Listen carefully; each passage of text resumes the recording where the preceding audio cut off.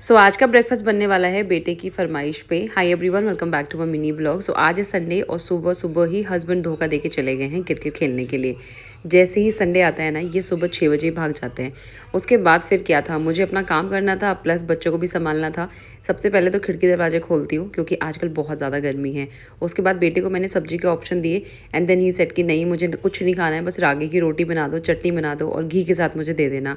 फिर क्या था, मेरे लिए तो अच्छा ही था क्योंकि वो बनाना ज़्यादा ईजी होता है। फिर मैंने आटा बना के रख दिया था क्योंकि रोटी काफ़ी देर में बननी थी और चटनी ऑलरेडी बनी हुई थी। रागी के साथ मैंने थोड़ा सा गेहूं का आटा भी मिक्स किया क्योंकि अगर सिर्फ रागी की रोटी बनाओ तो वो टूट जाती है और अच्छे से नहीं बनती। इसको मैंने थोड़ी देर के लिए भिगोने के लिए रख दिया। उसके बाद बनाई अपने लिए चाय पी, किचन के सारे बर्तन जितने भी रात को धोए थे सब समेटे। इस टाइम तक बेटी सोई हुई थी तो मेरे काम आराम से हो रहे थे, बट जैसे वो उठने वाली थी ना, वैसे ही मेरे काम रुक जाते हैं और बिल्कुल पॉज आ जाता है बीच में। हस्बैंड को हर संडे क्रिकेट खेलने जाना होता है और हर संडे को मेरी यही सेम कहानी होती है। सब कुछ अकेले मैनेज करना होता है मॉर्निंग में और काफी मुश्किल हो जाता है। बेटे ने काफी दिनों से कहा था कि मुझे रागी की रोटी खानी है, बट उससे पहले ही मैं कुछ ना कुछ बना के रख दे रही थी जिससे कि रागी की रोटी मैं बना ही नहीं पा रही थी। बट आज मैंने सोचा कि संडे है और कुछ हल्का भी हो जाएगा तो रागी की रोटी बेस्ट रहेगी और काम भी कम करना पड़ेगा। और सही बताऊं तो बच्चे जब कुछ हेल्दी खाने को बोलते हैं तो बड़ी खुशी होती है और उस टाइम पे ऐसा लगता है कि बस फटाफट से बना के उनको खिला दो। और मुझे खुशी तो इस बात की होती है कि मैंने अपने बेटे को कम से कम एक चीज तो ऐसी सिखा दी जिसे हम बोलते हैं कि हमने अपने बचपन से खाई हुई है। तो जब वो कल बड़ा होगा तो वो भी यही बोलेगा कि मैंने ये चीज भी अपने बचपन से खाई हुई है और मेरी मम्मी बनाया करती थी। इसके बाद प्लांट्स को पानी दिया, फिर बेटी भी उठ गई थी। उसको सबसे पहले सुबह सेरेलैक खिला दिया था।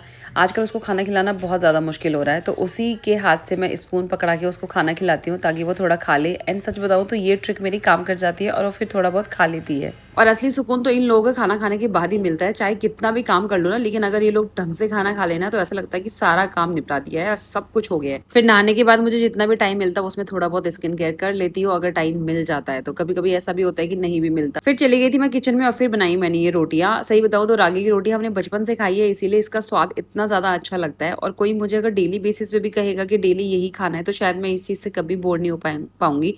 बस मुझे चाय, घी और चटनी के साथ ये दे दे। और इसके बाद हमने अपना नाश्ता किया और कुछ इस तरीके से बीती हमारी आज की मॉर्निंग।